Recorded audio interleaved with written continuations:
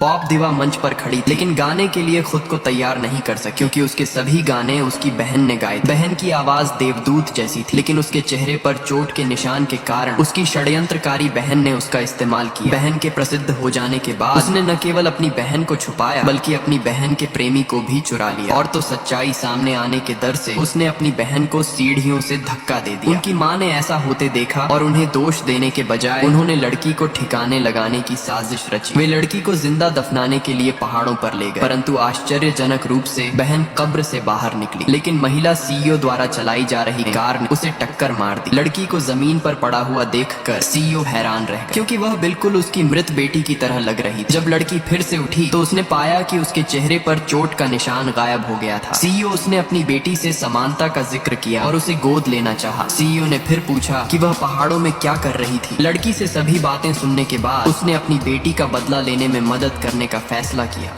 इस आदमी ने अपने दादाजी की किताब में लिखी कुछ पंक्तियों को दोहराया और उसने आसमान में चित्र बना दिया। यह देखकर उसका मास्टर भी हैरान हो गया और वो हर दिन पहाड़ों पर रहता है और अपने दादाजी की जादुई कलाकृतियों का प्रयोग करता था। तो उसके दादाजी उसे कुछ कौशल सिखाने का फैसला करता है तो वो आदमी कुछ ही मिनटों में सारे कौशल सीख जाता है। यह देखकर उसके दादाजी ने सोचा कि अगर यह आदमी पहाड़ा पर ही रहेगा तो वो पृथ्वी के सभी दुर्लभ खजाने को नष्ट कर देगा। इसीलिए दादाजी ने उसे चालाकी से कहा कि उसका हुनर बहुत कमजोर है तो उसे एक मास्टर की तलाश में नीचे गांव में जाना चाहिए। तो वो आदमी जो अपने दादाजी की सभी आज्ञा का पालन करता था तो वो नीचे गांव में चला गया और वह उसे कई सारे शिष्य मिले जो दिव्य रहस्यों और शक्तियों के मालिक थे। तभी वहां वो मास्टर आया और उसने इस आदमी से एक शर्त रखी कि अगर उसे इस संप्रदाय में शामिल होना है तो उसकी योग्यता का परीक्षण देना होगा। अब आगे यह आदमी क्या उस योग्यता की परीक्षा में सफल हो पाएगा, देखने के लिए कमेंट करें।